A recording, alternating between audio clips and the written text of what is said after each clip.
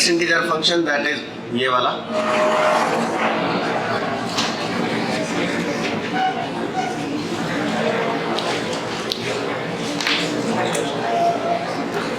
ये बात कर रहे हैं यार आप लोग, इतने दिन बाद आए हो मैं फिर भी बात कर रहा हूँ क्या? कल भी आए थे?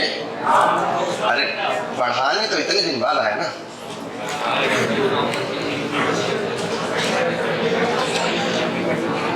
देखो बच्चों, पहली प्रॉपर्टी ये P1 नाम की, ग्रेटेस्ट इंटीजर ऑफ x हमेशा एक इंटीजर होता है,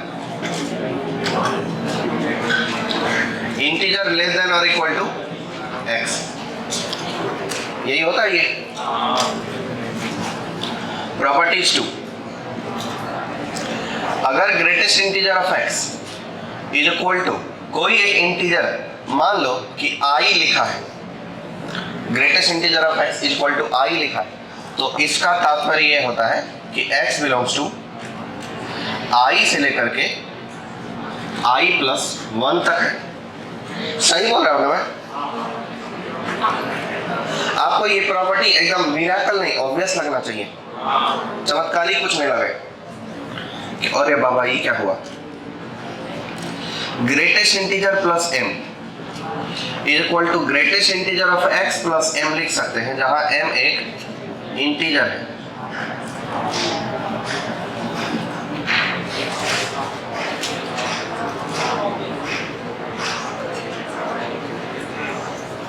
ना लग रहा आपको ऐसा होगा? ऐसा होगा लगता है ना? ये बहुत ऑब्वियस सी प्रॉपर्टी है। अच्छा, प्रॉपर्टी जितनी भी है ना वो ऑब्वियस ही लगनी चाहिए, क्योंकि प्रॉपर्टीज अगर हम भूल जाएंगे तो बनाते आना चाहिए कि हाँ ये मैं बना सकता हूँ। प्रॉपर्टी 4 वो है कि अगर आप ग्रेटेस्ट इंटीजर ऑफ x में greatest integer of minus x add कर दोगे तो क्या होगा?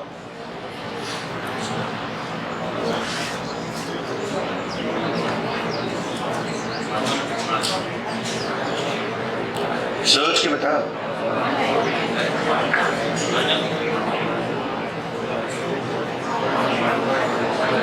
जल्दी सोचो यार,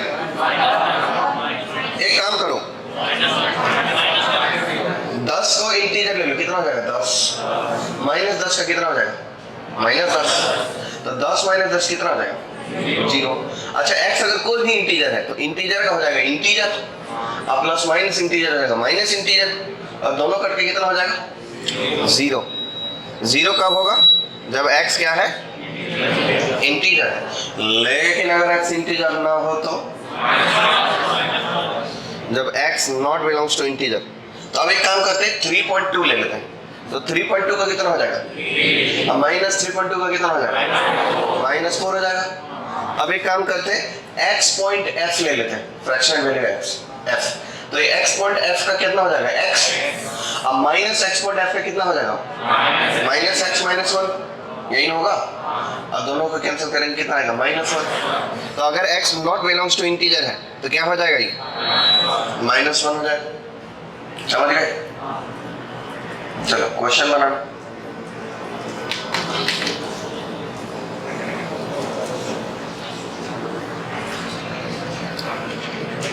एक क्वेश्चन ले लेते हैं तुमसे। जब तक मैं क्वेश्चन लिखूंगा आप ये लिख भी सकते हो, क्योंकि बहुत ज्यादा बड़ी बात नहीं बता रहे थे।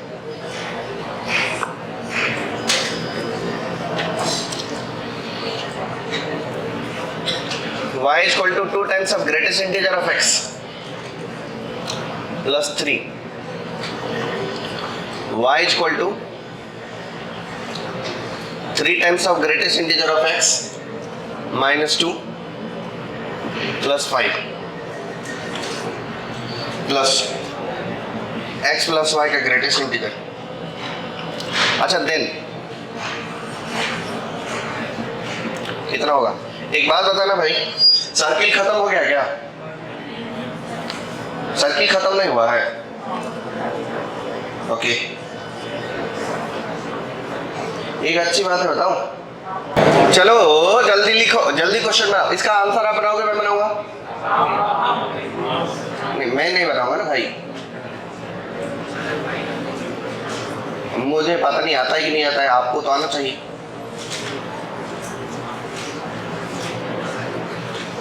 मुझे एक और चीज आती है, वो मैं बता देता हूँ। एक क्वेश्चन देने आ रहा है, एक और क्वेश्चन दे देता हूँ। 1/2 1/2 plus 1/1000 plus dot dot 1/2 plus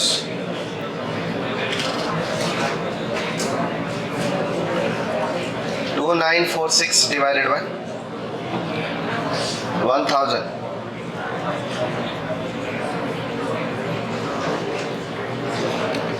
is equal to कितना?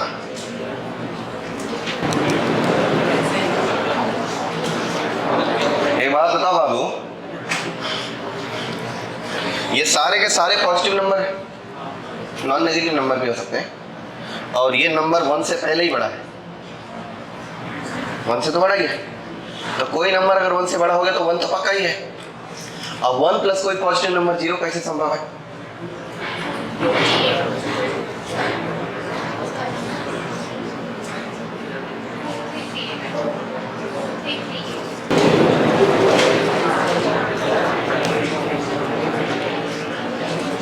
अभी पहला वाला मैं बना देता हूँ, जिन लोगों से बना अच्छी बात है, जिनसे नहीं बना है वो सॉल्यूशन देखेंगे इधर। देखो बच्चों, ये वाला y को जरा सा एक्सप्लेन करते हैं। ये पहला है और ये दूसरा है, तो अभी मैं दूसरा के साथ छेड़छाड़ कर रहा हूँ। y equal to 3 times of, इसको ऐसा लिख सकते हो क्या? ऐसा लिख सकते हो? अरे प्रॉपर्टी के अनुसार x प्लस इंटीजर का ग्रेटेस्ट इंटीजर, x का इंटीजर प्लस m डायरेक्ट लिख सकते हैं। और इसमें 3 लगाएंगे और प्लस 5 लगाएंगे, कितना हो जाएगा ये? 3 times of greatest integer of x minus 6 plus 5 कितना होता है? -1 हो जाता है, बरोबर। और दूसरा है y equal to 2 times of greatest integer of x plus 3। ये पहला इक्वेशन और दूसरा है। अब एक काम करो, फर्स्ट एंड सेकंड का यूज करो। फर्स्ट एंड सेकंड का यूज करोगे तो 3 times of greatest integer -1 equal to कितना हो जाएगा? बोलो बोलो। 2 times of greatest integer plus 3 हो जाएगा। 3 greatest integer, 2 greatest integer, greatest integer बचेगा और 3 1 कितना हो जाएगा? 4। इसका मतलब x की वैल्यू कितनी रही? 4 से लेकर के 5 तक। x की वैल्यू कितनी है? 4 से 5 तक। अब y का वैल्यू कितना हो जाएगा?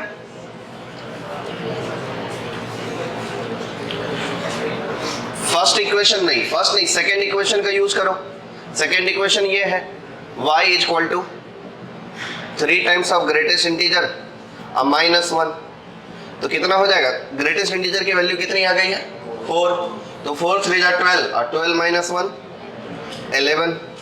तो अब y इक्वल टू 11 है और x बिलोंग्स टू, मतलब x की जो वैल्यू है वो 4 से 5 के बीच में है, तो x प्लस y की जो वैल्यू होगी वो कितनी बिलोंग करेगी?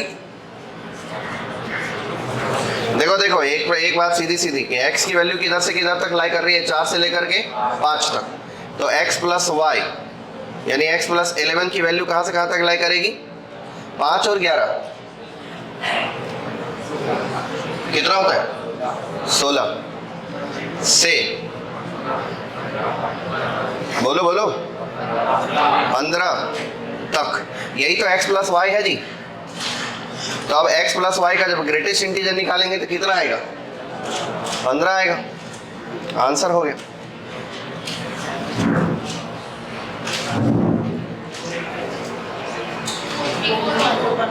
Four 3 4 1 is right. या अब मुझे ये सॉल्व करना है, दूसरा वाला। पहला वाला समझ गया है कि समझा दूं दोबारा?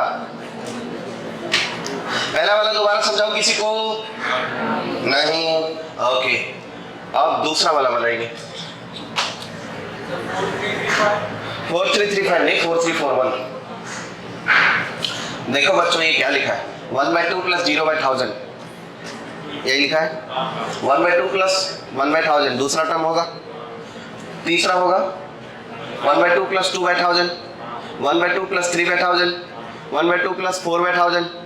1/2 प्लस जब तक 500/1000 नहीं होगा तब तक उसकी वैल्यू 1 नहीं होगी। नहीं समझ रहे हो? इसको ऐसे ब्रेक करो। अरे यार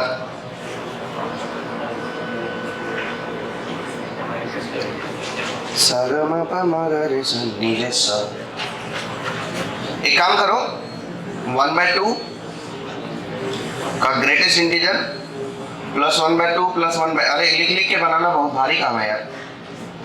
प्लस 1/2 प्लस 2/1000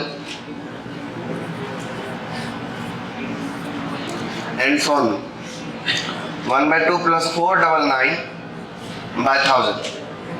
इस सब का जो ग्रेटेस्ट इंटीजर वैल्यू होने वाला है ना दोस्त, वो कितना होने वाला है?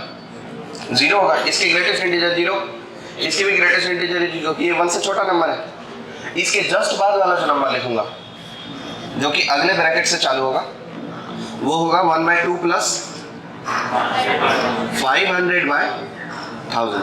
इसकी वैल्यू कितनी हो जाएगी? एग्जैक्ट 1 हो जाएगा। अगला 1/2 प्लस 501/1000। बच्चों को समझाने के लिए क्या बेकार की बातें लिखनी पड़ रही हैं। And so on. ये 2 कब होगा? ये 2 उस दिन होगा जिस दिन ये सेकंड पार्ट जो है वो 3/2 हो जाए। तो सेकंड पार्ट को बनाने के लिए 1/2 प्लस कितना? 1500 हट 1500/1000 ये करना पड़ेगा। इससे इस सब की वैल्यू कितनी होगी? ग्रेटेस्ट इंटीजर वैल्यू इसका 1 हो जाएगा। ये 1 से थोड़ा बड़ा नंबर है, इसका भी 1 हो जाएगा। और ये भी 1 से नहीं 1500 यूज नहीं करना है यहाँ। 1499 इसकी भी वैल्यू कितनी हो जाएगी? 1। और इसके आगे जैसे ही अगला टर्म लिखूंगा वैल्यू कितना हो जाएगा? 2 हो जाएगा। तो अगला टर्म अब तो यहाँ नहीं लिख सकते, इधर ही लिख लेते। अगला ब्रैकेट चालू होगा 1/2 प्लस 1500/1000 से इसका इंटीजर से लेकर के 2 कब तक रहेगा आखिरी में?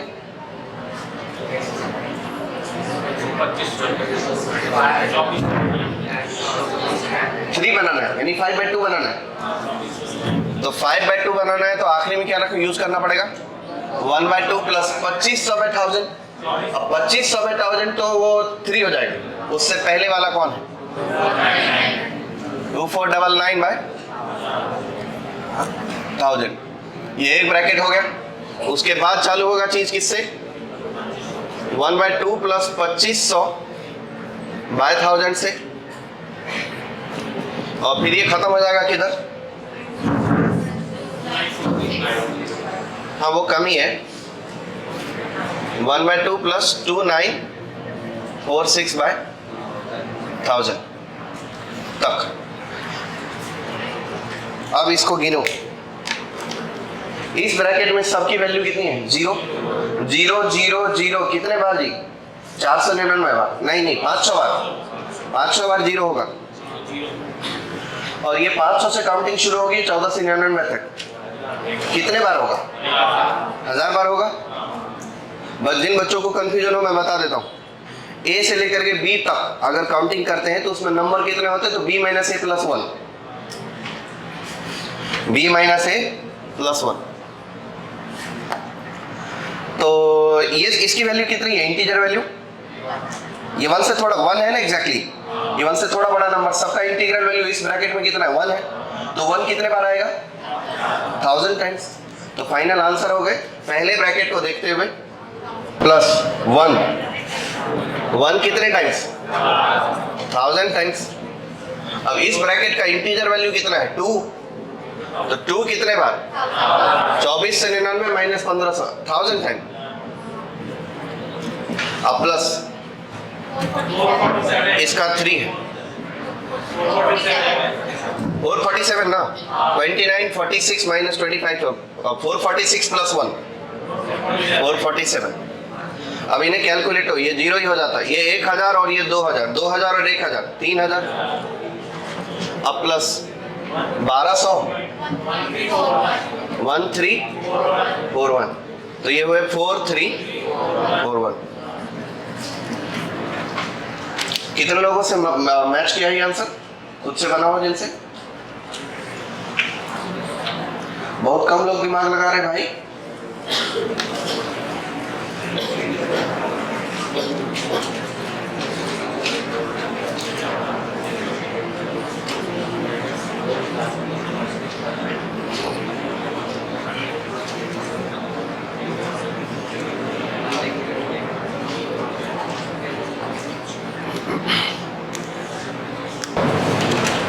जो लोग खाली बैठे हैं वो तब तक इस चीज पर विचार कर लीजिए कि f of x equal to 1 by greatest integer of x minus fractional part of x है। इसका डोमेन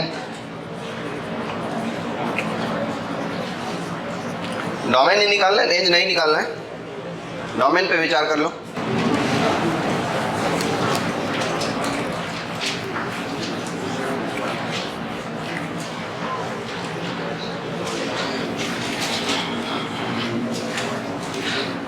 अच्छा एक बात और बता देता हूँ, ऐसे क्वेश्चंस को इतना लिख लिख के नहीं बनाना होता है।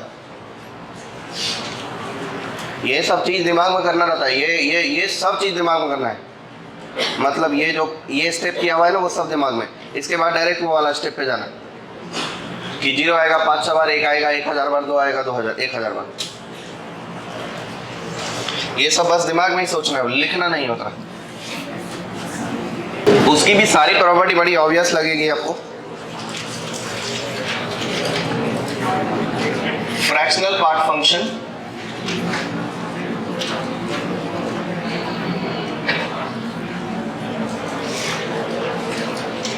क्या टाइम पास कर रहे हो? विचार विमर्श से फुर्सत ही नहीं मिल रहा है लोग को। पहला प्रॉपर्टी कि ये फ्रैक्शनल पार्ट ऑफ एक्स है, ये हमेशा ही फ्रैक्शनल वैल्यू होता है। मतलब ये जो है वो 0 मिनिमम हो सकता है, मैक्सिमम 1 नहीं हो सकता, 1 से छोटा हो सकता है। दूसरी प्रॉपर्टी वो ये है कि अगर x बिलोंग्स टू ना मान लो कि ग्रेटेस्ट इंटीजर फंक्शन का मैंने फ्रैक्शनल पार्ट लगा लिया, वैल्यू कितनी आएगी? ग्रेटेस्ट इंटीजर फंक्शन का मैंने फ्रैक्शनल पार्ट लगा दिया, वैल्यू कितनी आएगी? 0 आएगी। और मैंने फ्रैक्शनल पार्ट फंक्शन का ग्रेटेस्ट इंटीजर लगा लिया, अब वैल्यू कितनी आएगी? 0। दोनों एक ही बात है ना? दोनों की वैल्यू 0 ही रहेगी। प्रॉपर्टी 3, अगर मैंने फ्रैक्शनल पार्ट फंक्शन में एक बार और फ्रैक्शनल पार्ट लगा दिया तो क्या होगा?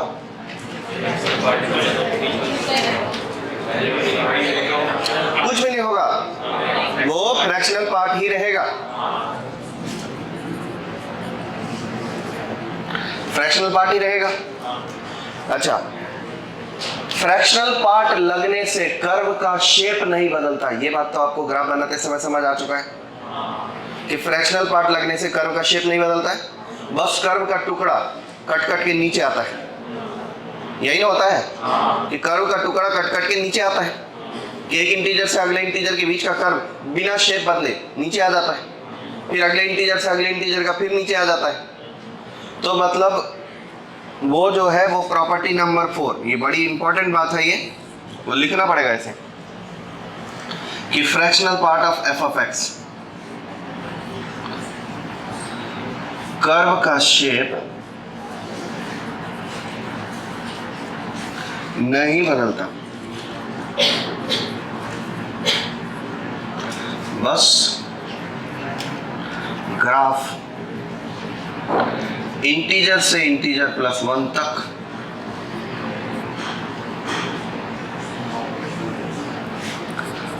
कट के नीचे 0 से 1 के बीच बनता है। अब क्या मतलब है इसका, ये बात हम पहले ही एक्सप्लेन कर चुके कर्व बनाते समय। प्रॉपर्टी नंबर 5, किसी फ्रैक्शनल पार्ट में अगर हमने कोई m नाम का इंटीजर जोड़ दिया, m बिलोंग्स टू इंटीजर, तो क्या मैं इसे fractional part of m plus m लिख सकता हूं? ये बड़ी ऑब्वियस बात है। किसी को कोई ऑब्जेक्शन होना चाहिए? पहला ऑब्जेक्शन तो ये है कि ये fractional value integer plus fraction कैसे हुआ? फ्रैक्शन वैल्यू तो हमेशा फ्रैक्शन ही होना चाहिए। अगर मान लो कि x प्लस 2 रहता तो फिर तो 2 पॉइंट समथिंग हो जाएगा नहीं, और फ्रैक्शनल वैल्यू का तो आउटपुट 0 और 1 के बीच ही लाई करता है, तो ऑब्जेक्शन तो होना ही चाहिए। तो बताओ फिर क्या होना चाहिए? क्या m हट जाएगा? m का यहाँ पर कोई भी काम नहीं है।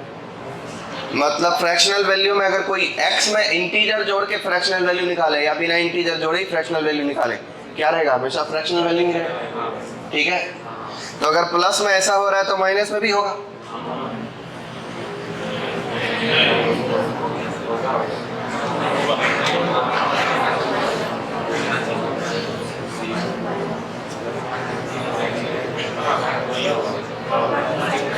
एक काम करो, 2.3 लो, 2.3 प्लस 2 कितना हो जाएगा? 4.3 का फ्रैक्शनल वैल्यू कितना हो जाएगा?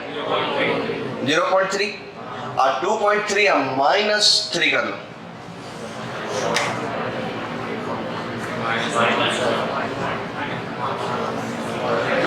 माइनस 3 कर लो, माइनस 0.7। अब माइनस 0.7 का फ्रैक्शनल वैल्यू कितना होता है? 0.3 होता है। तो मतलब ये दोनों सही है, नहीं है? और एग्जांपल चेक कर लो।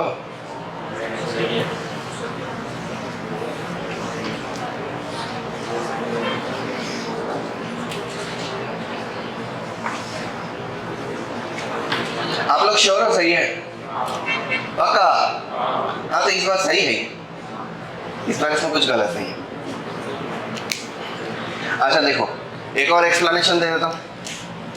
आपको ये पता होगा कि अगर f ऑफ x का ग्राफ ऐसा है तो f ऑफ x प्लस कोई m का ग्राफ जो है वो राइट या लेफ्ट शिफ्ट होता है। ये तो पता होगा। ये जैसे y equal to x plus 1 का, y इक्वल टू x का ग्राफ ऐसा है, ऐसा है ना? तो f of x equal to x plus 1 का ग्राफ होगा। अगले पल में f ऑफ x माइनस 1 का ग्राफ बनाऊंगा तो ये x माइनस 1 बनेगा, जो कि ऐसा बनता है। हुआ क्या? यही ग्राफ राइट शिफ्ट हुआ है, यही राइट शिफ्ट हुआ है। अब अगले पल में f ऑफ x प्लस 1 का बनाऊंगा, जो कि x प्लस 1 हो जाएगा। क्या यही ग्राफ लेफ्ट शिफ्ट हुआ है? यही ग्राफ लेफ्ट शिफ्ट हुआ है ना? ओके, इसका मतलब यह है कि अगर x में कोई कांस्टेंट ऐड किया जाता है तो ग्राफ का शेप नहीं बदलता, बस ग्राफ लेफ्ट या राइट शिफ्ट होता है। यही मतलब है। अब याद करो, फ्रैक्शनल पार्ट का ग्राफ ऐसा होता है।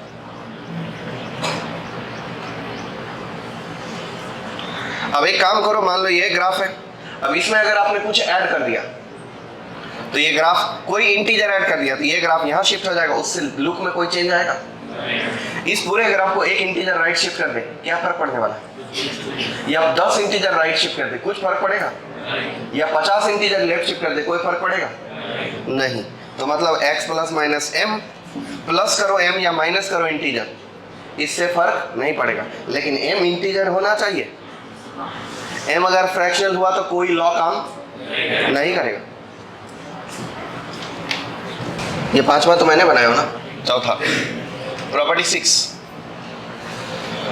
वो ये है कि फ्रैक्शनल पार्ट ऑफ x अब plus fractional part of minus x, बताओ इसका क्या होगा? एक काम करो, 2 का फ्रैक्शनल वैल्यू 0, माइनस 2 का फ्रैक्शनल वैल्यू 0। अगर x इंटीजर है तो इंटीजर का फ्रैक्शनल वैल्यू 0, इंटीजर का फ्रैक्शनल नेगेटिव का भी फ्रैक्शनल वैल्यू 0, तो ये क्या बन जाएगा? 0। कब? जब x है इंटीजर। लेकिन अगर x फ्रैक्शनल है, मतलब x इंटीजर नहीं है,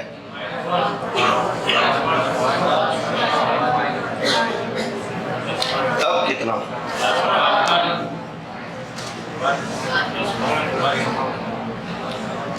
पक्का? 1.5 0.2 ना। अच्छा -1 कौन लोग बोल रहे हैं जी?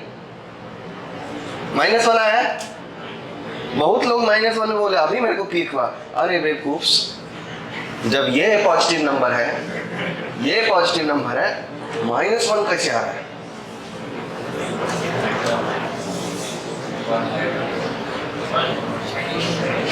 हाँ, इसका 1.2 ले लेते, इसका हो जाएगा 0.2। अब -1.2 ले लेते, कितना हो जाएगा? 0.8। अब 0.8 0.2 कितना हो जाएगा? 1 हो जाएगा। अब मान लो कि पॉजिटिव इंटीजर ले लेते कोई भी, तो p प्लस f का कितना हो जाएगा? f। पॉजिटिव नंबर ले लिया तो p मान लिया इंटीजर और f मान लिया फ्रैक्शन, तो p प्लस f का कितना हो जाएगा? f और minus p minus f, 1 minus f हो जाएगा। अब 1 माइनस f प्लस f कितना हो जाएगा? 1 हो जाएगा। समझ पाए? चलो अब क्वेश्चन बनाना है।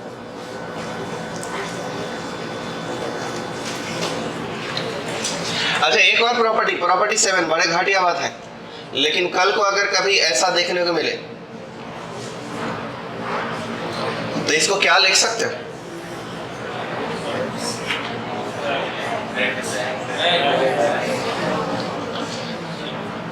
बात है, ये कोई बात हुई?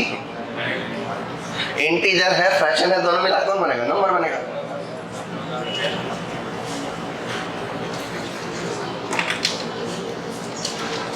चलो एक क्वेश्चन आप लोग बोल रहे हो तो दे ही देता हूं। 2x माइनस 1 का मॉड है, मॉड जानते हो ना क्या होता है? Plus 3 times of greatest integer of x plus 2 times of fractional part of x। और ये बात दिया है कि ये ग्रेटेस्ट इंटीजर है, ये फ्रैक्शनल पार्ट है, मैं बोल दे रहा हूं।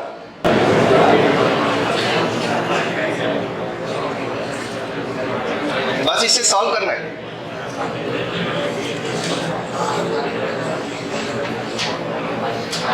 x के लिए सॉल्व करना है, करो।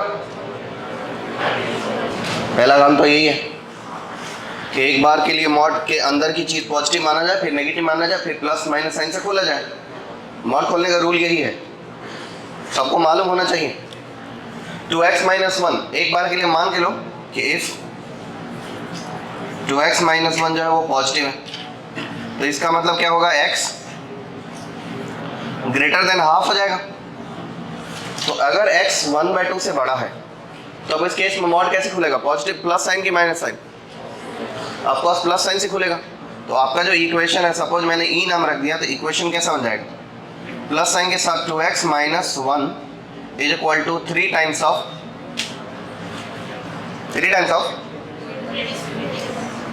Greatest integer of x plus 2 times of fractional part of x।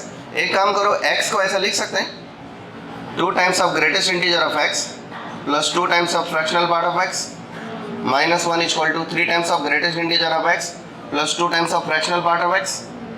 ये कोई रॉकेट साइंस तो है नहीं, तो मतलब ये और ये तो कट गए। 2 times of greatest integer, 3 times of greatest integer, कितना मिल गया? 1 टाइम्स ऑफ ग्रेटेस्ट इंटीजर।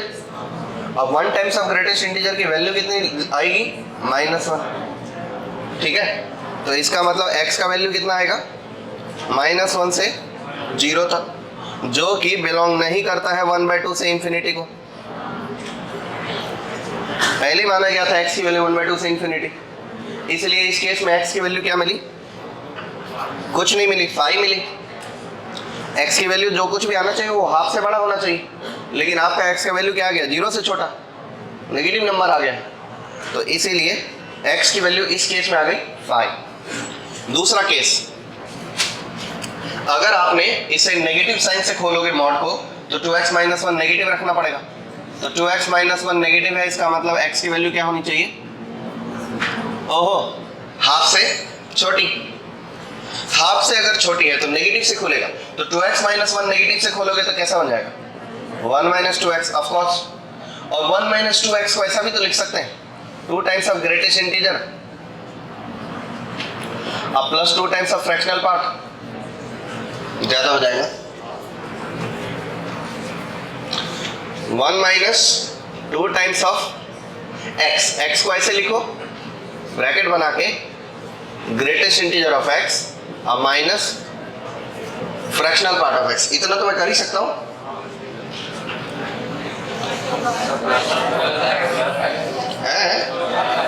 अच्छा प्लस होएगा, ठीक। Is equal to 3 times of greatest integer of x अब plus 2 times of fractional part of x. तो ये आ जाएगा 1 minus 2 times of greatest integer अब minus 2 times of fractional part is equal to 3 times of greatest integer अब plus 2 times of fractional part. कुछ cut जाए तो मजा आ जाए, कुछ नहीं कटा, कुछ भी नहीं कटा है तो क्या, तो कोई दिक्कत नहीं है। 1 माइनस 2x 3x कितना हो जाएगा जी 5 टाइम्स ऑफ ग्रेटेस्ट इंटीजर और इज इक्वल टू कितना हो जाएगा 2x कितना 4, तो divided by 4 times of fractional part of x। अब हमें फ्रैक्शनल पार्ट का रेंज तो पता ही है कि इसकी वैल्यू कितनी होती है 0 से 1 होती, तो इसकी वैल्यू क्या होगी 0 से 1 तक होनी चाहिए, उससे हमको इसका रेंज पता चल जाएगा। अच्छा इसको अगर मैं ग्रेटेस्ट इंटीजर पे कन्वर्ट करता तो ग्रेटेस्ट इंटीजर का रेंज नहीं पता है, फ्रैक्शनल पार्ट का रेंज पता है, इसलिए फ्रैक्शनल पार्ट पे कन्वर्ट किया।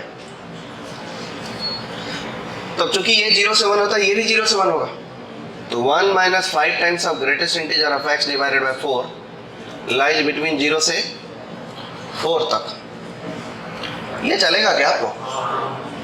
इतना तो चल जाएगा। ओके अब क्या करेंगे 1 घटाएंगे, 1 सब्ट्रैक्ट करेंगे कितना हो जाएगा -1 से लेकर के -5x लेस देन कितना 3। अब क्या करना है -5 से डिवाइड करना, तो -5 से डिवाइड कर दीजिए, साइन बदल जाएगा, ये गायब, -3/5 तक। ओके तो एक बात पता चल गया कि ग्रेटेस्ट इंटीजर ऑफ x जो है वो लाई कर रहा है कहां से कहां तक -3/5 से 1/5 तक। -3/5 का मतलब कितना 0.6 ना, -0.6 से लेकर के 0.2 तक, तो -0.6 से 0.2 के बीच में एक ही इंटीजर है, कौन सा इंटीजर है वो, इसकी जो कुछ भी वैल्यू होगी इंटीजर होगी ना ऑफ कोर्स, तो ग्रेटेस्ट इंटीजर ऑफ x का वैल्यू कितना आ गया 0 आ गया। इन दोनों नंबर्स के बीच एक ही इंटीजर लाई करता है दैट इज 0, तो अब ग्रेटेस्ट इंटीजर ऑफ x की वैल्यू तो 0 आ गई, तो अब फ्रैक्शनल पार्ट ऑफ x की वैल्यू भी मिल जाएगी। क्या ये बात लिखना है कि ये इक्वेशन मैंने a बोला था, अब इक्वेशन a का यूज करते हुए फ्रैक्शनल पार्ट ऑफ x जो है वो हो जाएगा 1 माइनस 5 टाइम्स ऑफ 0, चौकना मत, इसका वैल्यू 0 आया है और डिवाइडेड बाय 4। मैं तो कहता हूँ फ्रैक्शनल पार्ट ऑफ x की वैल्यू कितनी आ गई 1/4। अगर फ्रैक्शनल पार्ट ऑफ x की वैल्यू 1/4 है तो ऑफ कोर्स x की वैल्यू कितनी है 1/4 है। अब ये 1/4 1/2 से छोटा है क्या, पहले माना गया था ना x की वैल्यू जो कुछ भी होनी चाहिए 1/2 से छोटी होनी चाहिए, तो अगर 1/2 से छोटा है तो आंसर हुआ, तो x equal to 1/4 is the only solution।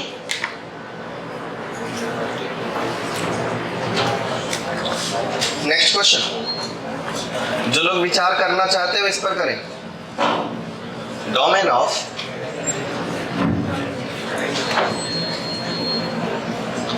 fx equal to 1 divided by x minus ये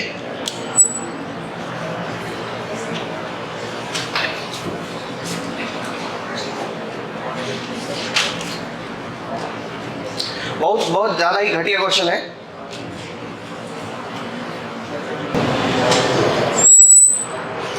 क्या क्या बोल रहे हो, कोई कुछ बोल रहा है,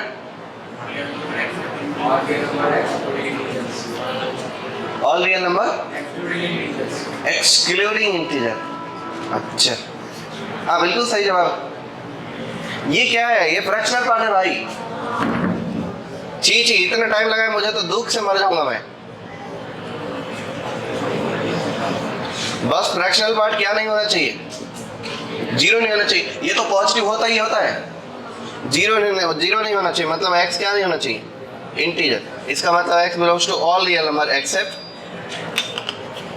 accept integer.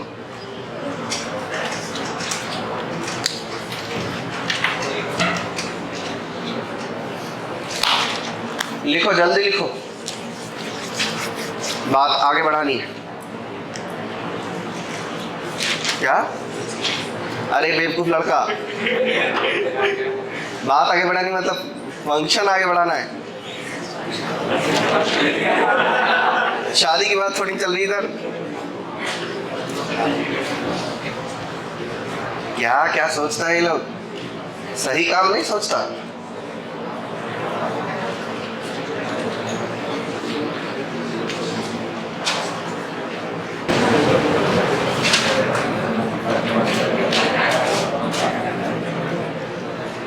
Four minus x square और डिवाइडेड बाय क्या है जी नीचे, 2 प्लस ग्रेटेस्ट इंटीजर। अब इसे होना है पॉजिटिव, तो नोमिनेटर में डिनोमिनेटर तभी पॉजिटिव होता है जब दोनों प्लस प्लस हो या फिर दोनों माइनस माइनस हो। ऐसा केस हो या ऐसा केस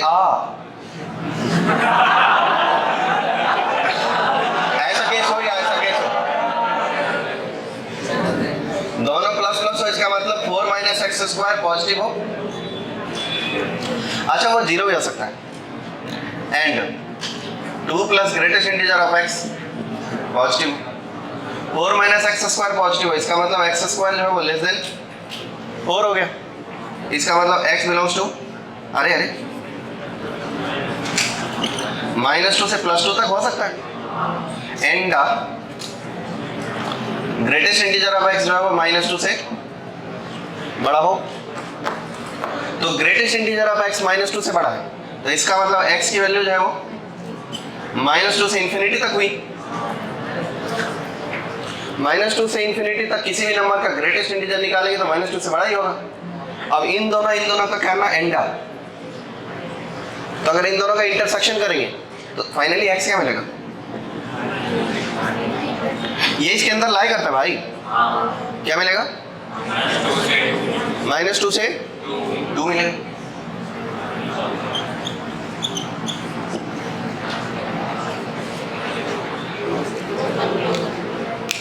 और कुछ तो गलत हो गया।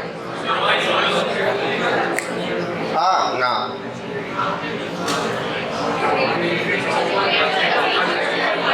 ये इक्वल टू नहीं आएगा, इस वजह से ये अरे पूरा गलत हुआ, यही गलत हुआ। ये इक्वल टू ना, ग्रेटेस्ट इंटीजर जो -2 से बड़ा है, इसका मतलब ग्रेटेस्ट इंटीजर क्या है, -1 या -1 से बड़ा है, इसका मतलब x क्या है, -1 से लेकर के इंफिनिटी तक। बात ही बदल गई थोड़ी सी मिस्टेक से, x की वैल्यू क्या है भाई, -1 से इंफिनिटी तक।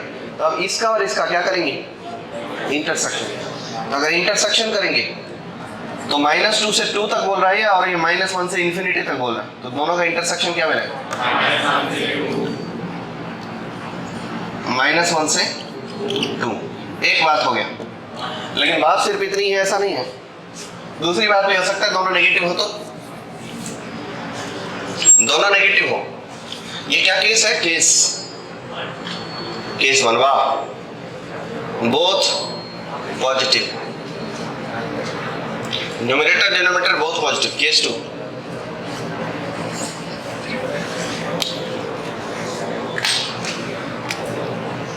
Both negative. अरे राम राम, तो बोथ नेगेटिव, इसका मतलब 4 माइनस एक्स स्क्वायर भी नेगेटिव हो। अच्छा, ये जीरो हो सकता है, हाँ हो सकता है। And 2 plus greatest integer of x negative, 4 minus x square negative है, इसका मतलब एक्स की वैल्यू क्या मिलेगी, एक्स स्क्वायर की वैल्यू ग्रेटर देन 4 मिलेगी, इसका मतलब एक्स की वैल्यू मिलेगी -∞ से -2 यूनियन 2 से इंफिनिटी तक। एंड क्या, greatest integer of x smaller than -2। इसका मतलब ग्रेटेस्ट इंटीजर ऑफ x जो है स्मॉलर देन इक्वल टू -3 रहा। इसका मतलब x की वैल्यू क्या रही? Smaller than equal to -3।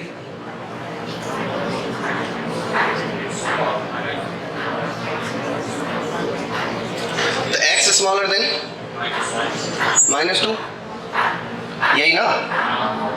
x जो है वो -2 से थोड़ा छोटा रहेगा तब भी -3 आता है इंटीजर, लेकिन -2 के इक्वल नहीं हो सकता। तो x -2 से छोटा रहा।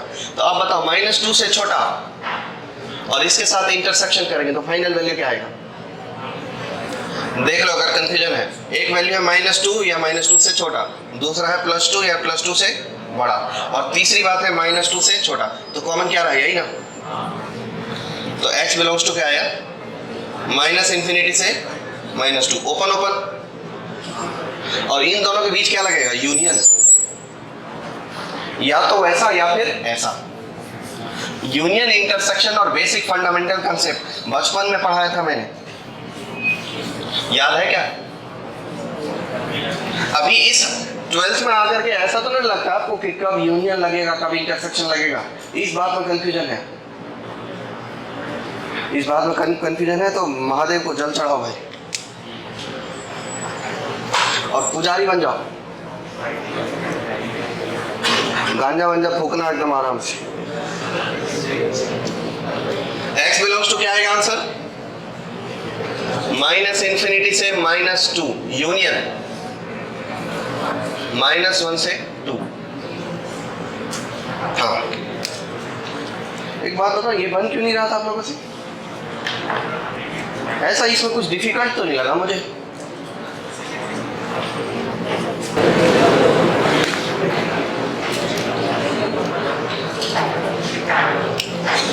आप लोगों का मुंह देखता हूँ, क्वेश्चन देखता हूँ।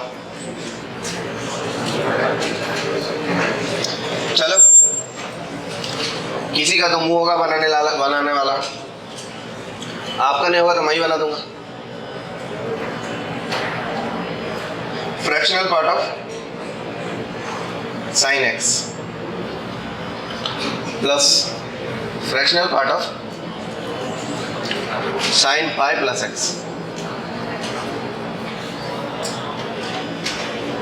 डोमेन निकालना बाबू।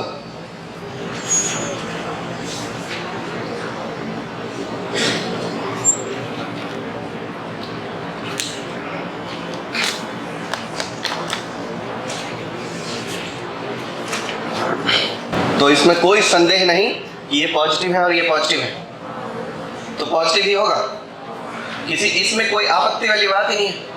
पर है कि कहीं ये शून्य, ये दोनों मिलके शून्य न हो जाए, दोनों मिलके 0 न हो जाए।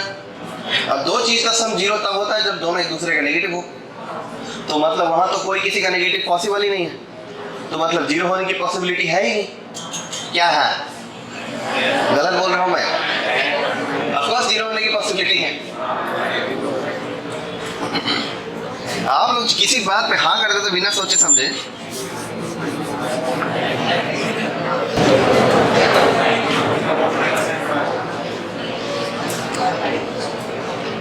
देखो एक बात, ये क्या लिखा है? sin x लिखा है, तो हो गया sin x का फ्रैक्शनल पार्ट। और sin pi प्लस x तो अपना माइनस sin x होता है, मालूम ना?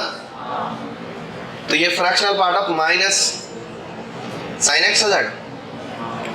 और इसकी वैल्यू एक बार 0 होती है और एक बार 1 होती है।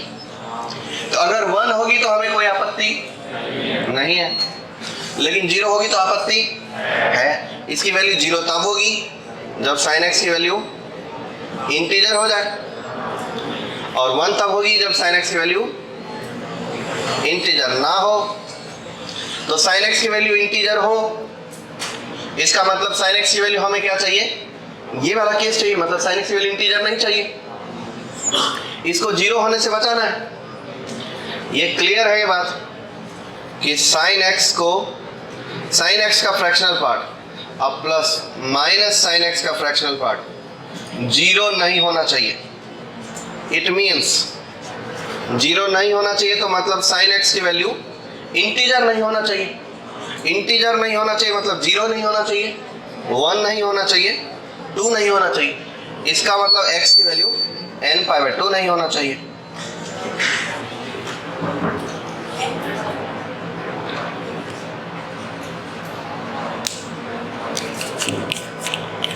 ध्यान से देखो भांजे,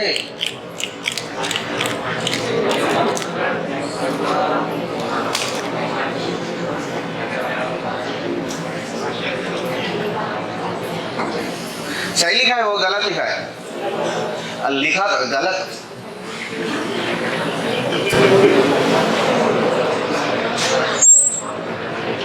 लिखा एकदम सही है। देखो,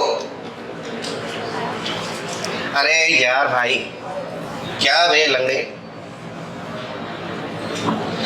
अगर 0 होगा तो n पाई काम करेगा।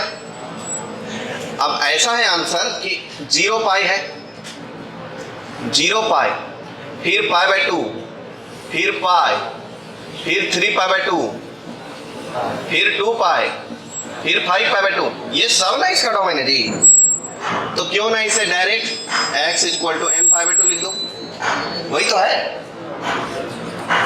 x की वैल्यू 0 नहीं हो सकता, π/2 नहीं हो सकता, 3π/2 नहीं हो सकता, पाई नहीं हो सकता, 2 पाई नहीं हो सकता, 5π/2 नहीं हो सकता, तो कोई भी इंटीग्रल मल्टीपल ऑफ π/2 नहीं हो सकता। तो डोमेन हो गया आंसर।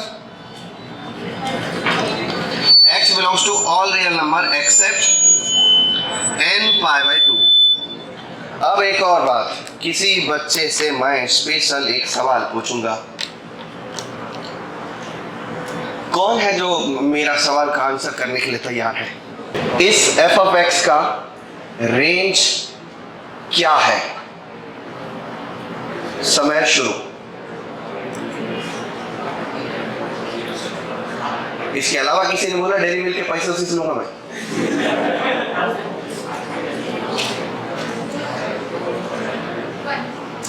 जीत गए आप, 15 सेकंड में जीत गए आप। ऑफकोर्स 1 है उसका आंसर। कितना घटिया क्वेश्चन पूछा मैंने, फालतू ही डर रहे थे आप लोग।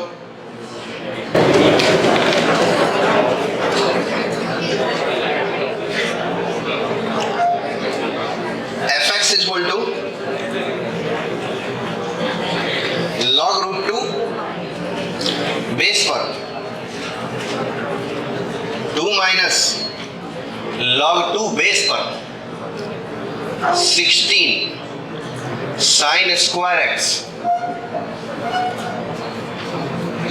+1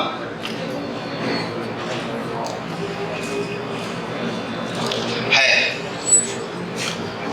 फाइंड रेंज ऑफ f(x)।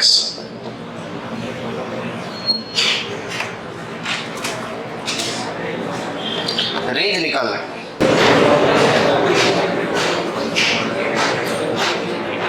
दिमाग चलाना, दिमाग ना हो रहा मुझे बताओ, मैं बताता। मैं बताऊं नहीं बताऊंगा, आप बताओ। हाँ आंसर बोलो कुछ। 4 से वही नहीं है।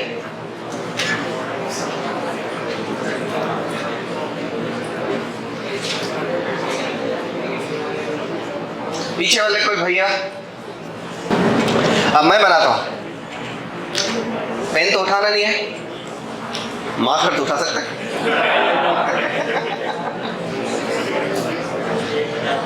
नहीं मार्कर भी रख ही देते। पेन नहीं उठाना मतलब मार्कर भी नहीं उठाना।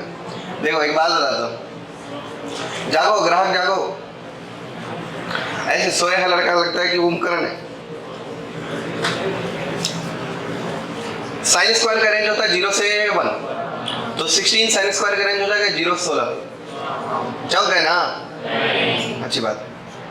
16 sin² का रेंज हो जाएगा 0 से 16, तो 16 sin² + 1 का रेंज हो जाएगा 1 से 17। कितना हो जाएगा? 1 से, इसका रेंज हो गया 1 से 17, तो 1 से 17 log में लगा देंगे, तो log2 बेस पर 1 से log2 बेस पर 17 तक।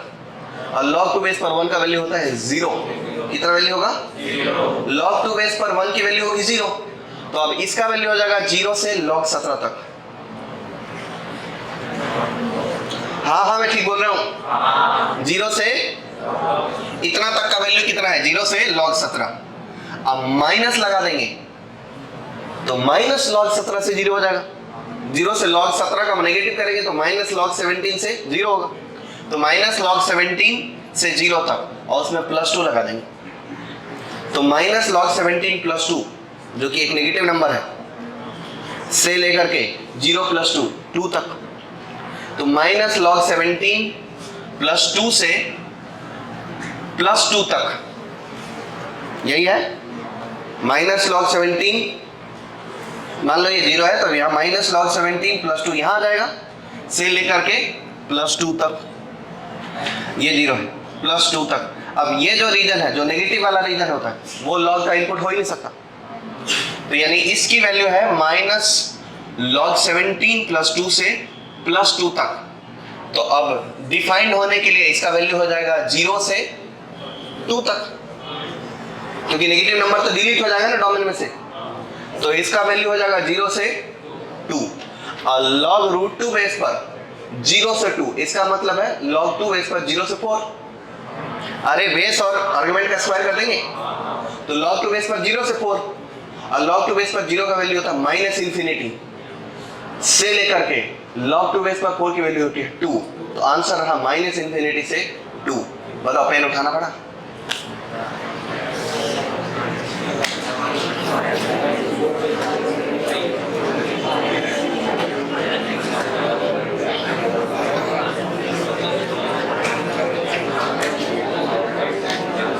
देखो बच्चों 16 sin स्क्वायर x लाई करेगा 0 से लेकर के 1 तक। तो 16 sin स्क्वायर x +1 लाई करेगा 17 से 1 तक। तब इसमें 2 लगा देंगे, है इसमें log लगाना है ना। तो log 2 बेस पर 1 से log 2 बेस पर 16 sin स्क्वायर x +1 लाई करेगा log 2 बेस पर 17 तक। और इसका वैल्यू कितना हो जाएगा जी? 0 हो जाएगा। अब इसमें माइनस लगा देंगे, लगा दो ना माइनस, मेरा क्या जा रहा है, ये हो गया। अब इसमें +2 लगा देंगे तो लगाओ। तो सबसे छोटा कौन रहेगा? +2 माइनस ये वाली चीज log 2 बेस पर 17 से बड़ा या बराबर कौन रहेगा? ये 2 माइनस log 2 बेस पर 16 sin स्क्वायर x +1 से इक्वल टू 0 + 2 कितना होता है? 2 तक। और ये बात क्लियर है कि इस सब में log लगना है, पहले से log लगा रखा है। तो इसके बाद ये बात क्लियर है कि log अप्लाई होने के लिए इस 2 माइनस log 2 बेस पर 16 sin स्क्वायर x +1 तो पॉजिटिव होना जरूरी है। पॉजिटिव होना जरूरी है मतलब मिनिमम 0 हो सकता है, मतलब 0 नहीं, 0 से बड़ा, लेस देन इक्वल टू 2 तक। अब इसमें log लगा देंगे तो ये log 0 से बड़ा नंबर है ये थोड़ा। तो log √2 बेस पर 0 से लेकर के 0 से थोड़ा बड़ा नंबर तक log, वो f(x) है ना कुल मिला के, उतना बड़ा काई को लिखेंगे, log लगेंगे तो f(x) ही बनेगा। कहाँ तक आ जाएगा जी? log √2 बेस पर 2 तक। और एक बात क्लियर है, इसका स्क्वायर कर देंगे, कितना हो जाएगा इसकी वैल्यू? -∞। तो f(x) ग्रेटर देन -∞ और लेस देन इक्वल टू इसका स्क्वायर किया, इसकी वैल्यू कितनी हो जाएगी? 2। तो f(x) की रेंज हो गई -∞ से 2 ओपन क्लोज। ये है पेन उठा के बनाएंगे तो, लेकिन यही सब बात हमने दिमाग में भी सोचा यहाँ से, और वहां ये सोचा था कि इसका वैल्यू 0 से 1 है तो इसका वैल्यू 0 से 16 होगा, तो इसका वैल्यू हो जाएगा 1 से 17। इस वजह से इसकी वैल्यू हो जाएगी 0 से log 17 और इस वजह से इसकी वैल्यू हो जाएगी, इसका मिनिमम वैल्यू कितना है? 2 माइनस log 17 से 2 तक और जो कि इसकी पॉसिबल वैल्यू क्या होनी चाहिए, log रूट 2 बेस पर। ये जो है इसकी पॉसिबल वैल्यू कितनी होगी, मान लो x है, जो कि मिनिमम x नहीं बोल देते, इसका आर्गुमेंट नाम रख दिया, ये आर्गुमेंट। तो आर्गुमेंट की मिनिमम वैल्यू कितनी, 0, और मैक्सिमम कितनी, 2। तो इस हिसाब से f ऑफ x का रेंज आ जाएगा log रूट 2 बेस पर 0 इंफिनिटी, और log रूट 2 बेस पर 2 2।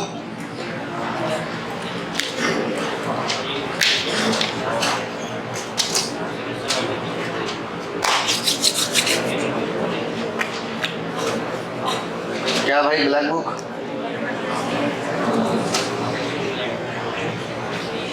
ये महत्वपूर्ण नहीं है कि कौन सा क्वेश्चन किधर का है, इंपॉर्टेंट ये है कि बन कैसे रहा है। आप बनाए नहीं तो आपकी गलती तो नहीं है ना, इसमें आपकी गलती है, क्यों नहीं बनाए। 1 घंटा इधर बैठ करके 15 मिनट क्या किए तो